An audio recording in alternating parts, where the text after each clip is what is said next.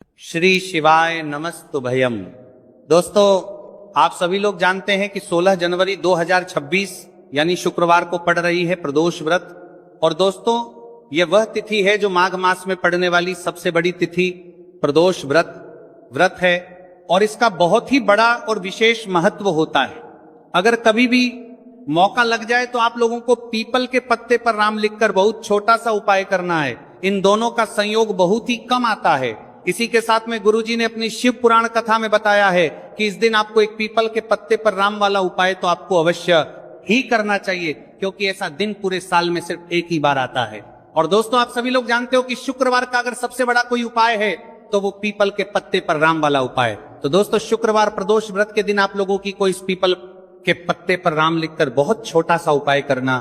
बहुत सारे लोग होंगे जिन लोगों ने इस उपाय को ना किया हो, मतलब पूरा साल निकल गया, उन्होंने किसी भी दिन इस पीपल के पत्ते पर राम वाला उपाय को ना किया हो।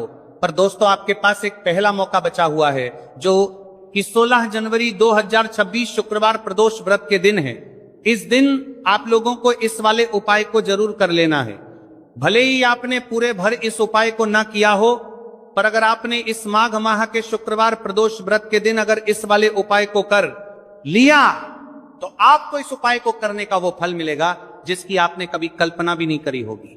इसीलिए आप लोग इस वाले उपाय को एक बार जरूर कर लेना है, ताकि आप लोगों के हाथ से यह मौका ना जा सके और आपको इस उपाय को करने का फल मिल सके। दोस्तों, यह उपाय पंडित जी ने अपनी अभी की ही श्री शिव महापुराण की कथा में बताया है। जी, इस उपाय को आज हम आपको बहुत अच्छे से समझाने वाले हैं। इस वीडियो को देखने के बाद इस उपाय को समझाने के लिए आपको कोई और वीडियो को देखने की जरूरत नहीं पड़ेगी। तो चलिए दोस्तों, उपाय को शुरू करते हैं।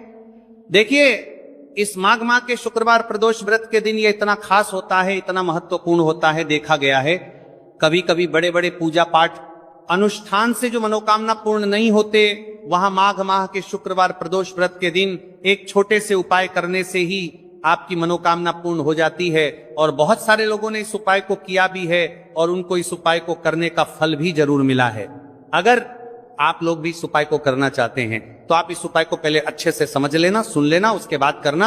आपको इस उपाय का फल जरूर मिलेगा। और इस उपाय को कर लेने से आपके घर में चाहे किसी भी प्रकार की दुख और समस्या क्यों ना चल रही हो, आपको उसका कारण भी नहीं पता है कि भाई ये समस्या किस कारण से चल रही है। उसका कुछ भी कारण हो सकता है, जैसे पितृदोष हो सकता है या किसी भी तरह का मंगल दोष भी हो सकता है।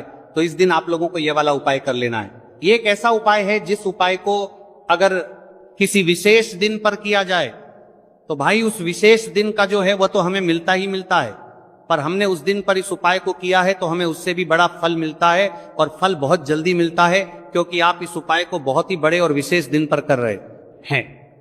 तो चलिए अब उपाय के बारे में बात करते हैं। लेकिन उससे पहले आप लोगों की बात करना, यह जानना आवश्यक है कि आखिर ये उपाय किस समय करना है, किसको करना है और कैसे करना है।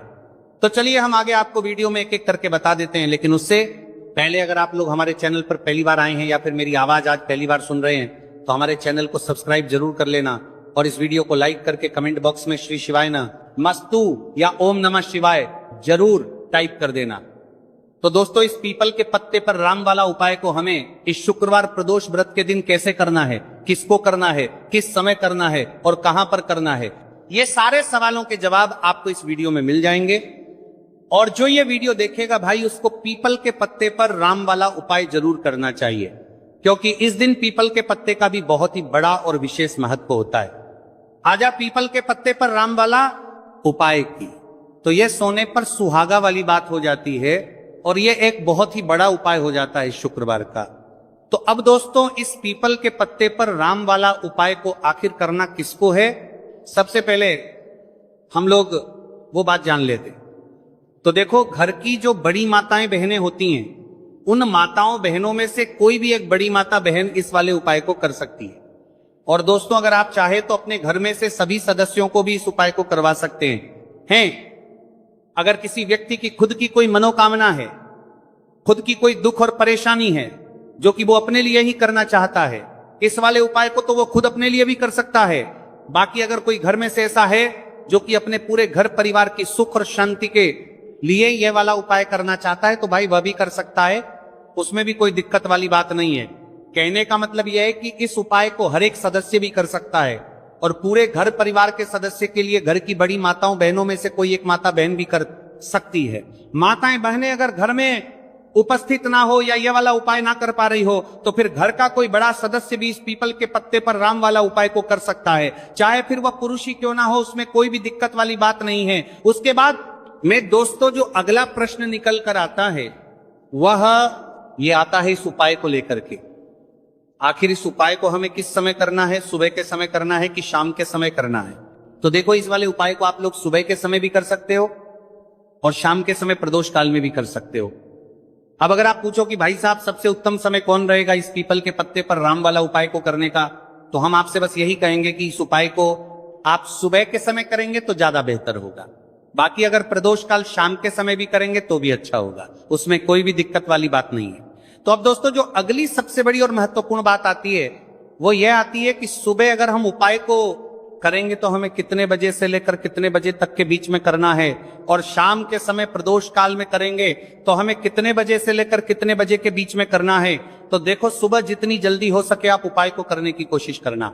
बाकी अगर किसी कारणवश लेट भी हो जाओ, थोड़ी देर भी हो आए, तो 10 या 11:00 बजे तक भी आप उपाय कर लेना पर 12:00 बजे से ज्यादा देरी ना हो, ठीक है, इस बात का ध्यान रखना। उसके बाद में दोस्तों अगर शाम के समय प्रदोष काल की बात करें, प्रदोष काल का जो समय है होता है वो शाम के 6:00 बजे से शुरू हो जाता है। मतलब शाम के 6:00 बजे से लेकर 7:00 बजे के बीच का जो समय होता है यह समय प्रदोष काल का समय होता है। तो आप इस उपाय को 7 या 8:00 बजे के बीच में भी कर सकते हैं।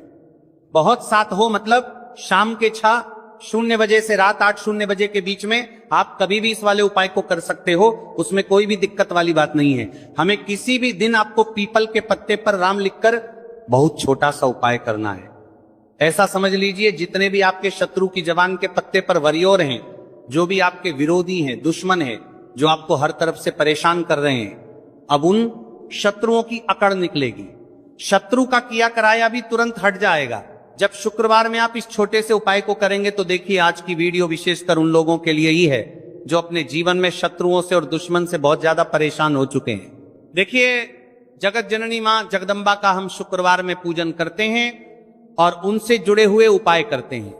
साथ ही साथ आपको बता दें कि शुक्रवार में संकट मोचन हनुमान जी का पूजन करने से और उनसे जुड़े हुए कुछ उपाय करने से जीवन के बड़े से बड़े कष्ट भी क्षण भर में दूर हो जाते हैं। तब बहुत कम समय में आपके शत्रु और आपके विरोधी आपके जीवन से दूर हो जाएंगे। आपके दुश्मन लाख कोशिश करने के बाद भी आपका बाल भी बांका नहीं कर पाएंगे अगर आप शुक्रवार में इस छोटे से उपाय को कर लेते हैं। अब देखिए आज का जो समय है ये कलयुग का समय है और कलयुग के एकमात्र देवता जो अपने भक्तों के जीवन से सारे कष्टों को दूर कर देते हैं वह स्वयं है संकट मोचन हनुमान जी। और संकट मोचन हनुमान जी का पूजन अगर आप शुक्रवार में करते हैं और उनसे जुड़ा हुआ ये छोटा सा उपाय अगर आप शुक्रवार में किसी भी दिन कर लेते हैं तो ऐसा समझ लीजिए आपके जो शत्रु हैं, आपके जो विरोधी, आपके जो दुश्मन हैं, या किसी भी तरह से आपको परेशान करने का प्रयास कर ले, आपका बाल भी बांका नहीं कर पाएंगे। दूसरी चीज, अगर आपके शत्रु ने आपके ऊपर कोई भी तंत्र मंत्र करवा रखा है, कोई भी जादू टोना, कोई भी ब्लैक मैजिक आपके ऊपर करवा दिया है या करवाने का प्रयास कर रहे हैं, ऐसा समझ लीजिए वो किया कराए आप तक पहुंचेगा ही नहीं। और अगर आप तक पहुंच गया है कोई भी ब्लैक मैजिक तुरंत हट जाएगा जब आप इस छोटे से उपाय को शुक्रवार में करेंगे। देखिए उपाय छोटा है लेकिन बहुत महादिव्य चमत्कारी है। मतलब उपाय को करने में ना तो आपका ज्यादा समय जाएगा, ना ही इसमें आपके ज्यादा पैसे लगने वाले हैं। और ऐसा समझ लीजिए कि एक बार ही अगर आपने इस उपाय को शुक्रवार मंत्री कर लिया तो इसका महादिव्य चमत्कार आप खुद देख लेंगे। तो शुक्रवार के जो 9 दिन होते हैं ये बहुत ही सिद्ध दिन होते हैं। मतलब शुक्रवार के दिनों में 9 माता रानी हमारे घरों में आती हैं, अपने भक्तों के जीवन से कष्टों को दूर करती हैं। साथ ही साथ आपको बता दें कि शुक्रवार के टाइम पर जब भी आप संकट मोचन हनुमान जी के उपाय करते हैं तो मां दुर्गा की आपको असीम और विशेष कृपा मिलती है। मां दुर्गा आपसे बहुत जल्दी प्रसन्न होती हैं और आपके सारे संकटों को वह दूर कर देती है। तो पीपल के पत्ते में और पीपल के पेड़ में होता है। देवी देवताओं का वास पीपल के पेड़ में श्री हरि विष्णु साक्षात मां लक्ष्मी वास करती हैं। पीपल के देव में हमारे पितरों का वास होता है। पीपल का जो पेड़ होता है, इसका पूजन करने से शनिदेव की कृपा, उनका आशीर्वाद मिलता है। और पीपल का पत्ता जो है, इसका उपाय शुक्रवार में करने से व्यक्ति के जीवन से बड़े संकट और कष्ट दूर हो जाते हैं, जिसमें कि शत्रु और आपके दुश्मन जो हैं ये पूरी तरह परास्त हो जाएंगे और कभी भी आपका कुछ नहीं बिगाड़ पाएंगे। अगर ये उपाय आप करते हैं तो देखिए, ये उपाय स्त्रियां भी कर सकती हैं, पुरुष भी कर सकते हैं। किसी भी दिन आप इस उपाय को कर सकते हैं, ठीक है ना। इसमें दिन आपको नहीं देखना है कि किस दिन करें, जिस दिन आप चाहा उस दिन इस उपाय को आप कर सकते हैं। तो शुक्रवार प्रदोष व्रत के दिन आपको पीपल का पत्ता तोड़ना नहीं है, उससे एक दिन पहले ही तोड़कर आप पीपल का पत्ता ले आए, या गिरा हुआ जो पत्ता होता है पीपल का वो आप ले लें, ठीक है ना। बस इस चीज का आपको ध्यान रखना है कि शुक्रवार प्रदोष व्रत के दिन पीपल के पेड़ से कोई भी पत्ता हम नहीं तोड़ते हैं। इस चीज का आपको विशेष ध्यान रखना है। तो आपको लेना है पीपल का एक पत्ता और शुद्ध जल से उसे साफ कर लेंगे। अगर पीपल के पत्ते पर हो तो वह हट जाए। फिर गंगा जल का थोड़ा सा छिड़काव, यानी थोड़ी सी छींटे आपको इस पीपल के पत्ते पर मारनी है, और इस पीपल के पत्ते को फिर कपड़े से पोंछ कर आपको साफ कर लेना है, बिल्कुल सूखा लेना है। अब आपको लेना है थोड़ा सा सिंदूर, जो केसरिया वाला सिंदूर आता है, जो हम संकट मोचन हनुमान जी को चढ़ाते हैं, वह केसरिया सिंदूर आपको लेना है।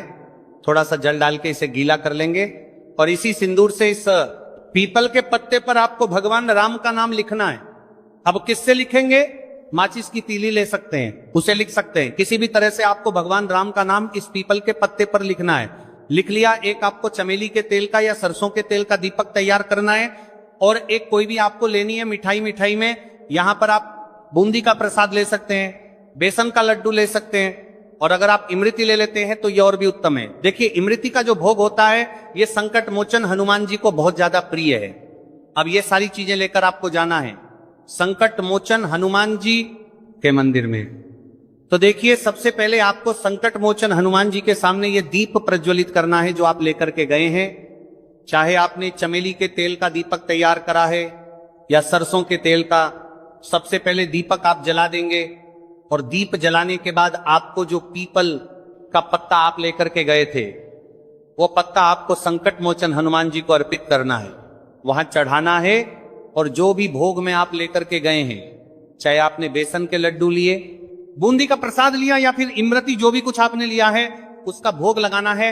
और संकट मोचन हनुमान जी से आपको प्रार्थना करनी है कि हे जगत का कल्याण करने वाले संकट मोचन हनुमान जी, संकटों अम को हरने वाले मेरे जीवन से शत्रु और दुश्मनों को भी दूर कर दीजिए। शत्रु का कल्याण करने वाले संकट मोचन हनुमान जी से चार कर दीजिए, या कराया तंत्र मंत्र सब कुछ हट जाए, ऐसी कृपा मुझ पर कीजिए। इस तरह से आपको प्रार्थना करनी है।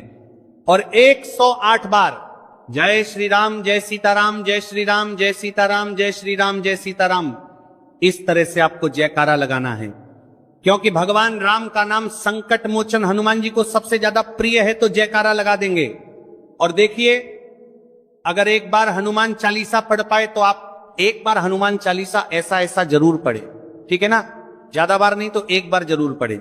जयकारा तो आपको बिल्कुल से लगाना है। और इस छोटे से उपाय को किसी भी दिन कर लीजिए, सुबह कर लीजिए, शाम को कर लीजिए, और किसी भी दिन, जैसे शुक्रवार की तिथि जो होती है ना, ये बहुत बड़ी होती है, आप उस दिन भी इस उपाय को कर सकते हैं। जरूर से करें। शत्रुओं और दुश्मन, आपके जो विरोधी हैं, ये पूरी तरह चारों खाने चित हो जाएंगे और आपका बाल विवाह का नहीं कर पाएंगे। तो देखिए, इस उपाय को आप 9 दिन भी कर सकते हैं, 2-3 बार भी कर सकते हैं। अगर आप ज्यादा बार नहीं कर पा रहे हैं तो एक बार आपको इस उपाय को जरूर से करना चाहिए। तो देखिए, इस उपाय को करने से जो आपके सामने से शत्रु हैं वो भी परास्त हो जाएंगे। जो पीठ पीछे वार करते हैं, पीठ पीछे तंत्र जरूर करते हैं, और ये इस उपाय को करते हैं, जो पीठ पीछे तंत्र जरूर करते हैं, मंत्र करवाते हैं, वो शत्रु भी चारों खाने चित्त हो जाएंगे। बस छोटा सा उपाय जरूर करें। तो देखिए, अब बात कर लेते हैं अपने एक बहुत छोटे से उपाय की, जिसे शुक्रवार में करने से आपकी हर मनोकामना पूरी हो जाती है। ये उपाय आप अपने घर पर ही करने चाहिए सकते हैं, कहीं जाने की आप आवश्यकता नहीं।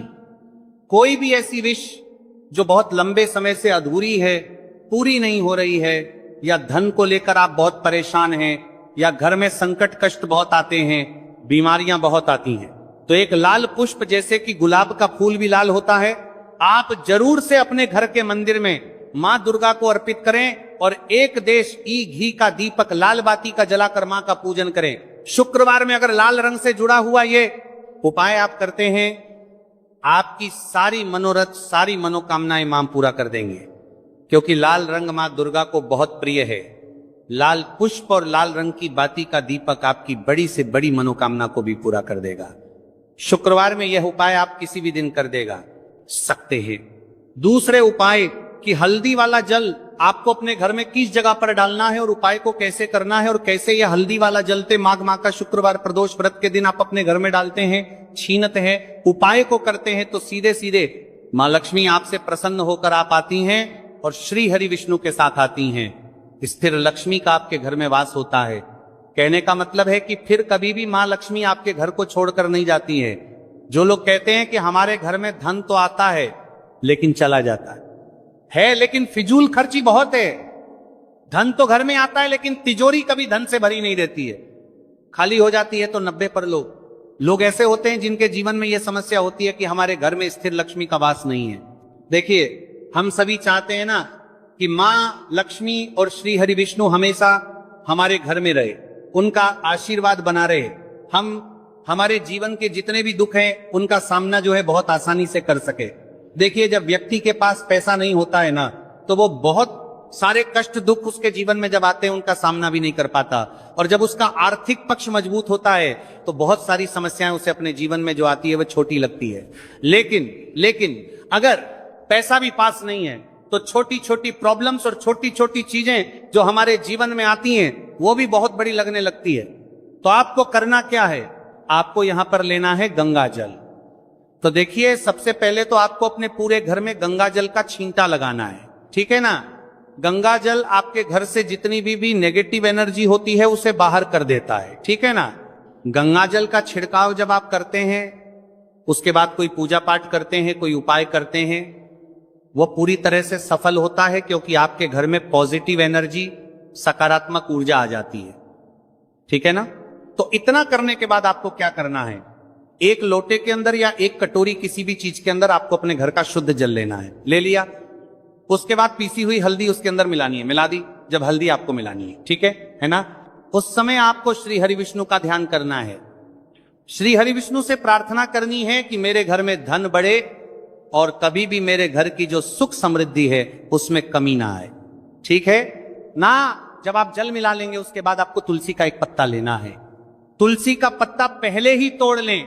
शुक्रवार प्रदोष व्रत के दिन भूलकर भी आपको नहीं तोड़ना है तो वाले दिन नहीं तोड़ेंगे, उससे पहले ही तुलसी का पत्ता तोड़कर रख लें। अगर आपके घर में तुलसी का पौधा इस टाइम सूख गया है, नहीं है, तो जहां पर भी आपको तुलसी का कोई पत्ता मिल जाए, एक पत्ता आप ले आए, उस तुलसी के पत्ते से आपको अपने पूरे घर में उस हल्दी वाले जल का छींटा लगाना है। सबसे पहले घर के मंदिर में लगाएंगे, ठीक है ना।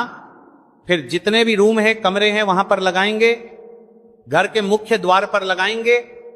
इस तरह से जब आप उपाय करते हैं तो आपके घर घर में कभी भी धन की कमी नहीं होती है, धन में वृद्धि होती चली जाती है और धन आपका हमेशा बढ़ रहा है। देखिए, अगर तुलसी का पत्ता आपको नहीं मिलता है तब आप किसी भी छोटी सी पूजा वगैरह की जो चम्मच होती है उससे भी छींटा लगा सकते हैं। तो देखिए, जब भी आप अपने घर में शुक्रवार प्रदोष व्रत के दिन हल्दी के पानी का छींटा लगाते हैं तो इससे श्री हरि विष्णु मां लक्ष्मी के साथ आपके घर में आते हैं और स्थिर रूप से आते हैं। ए मतलब कभी भी आपके घर को वो छोड़कर नहीं जाते।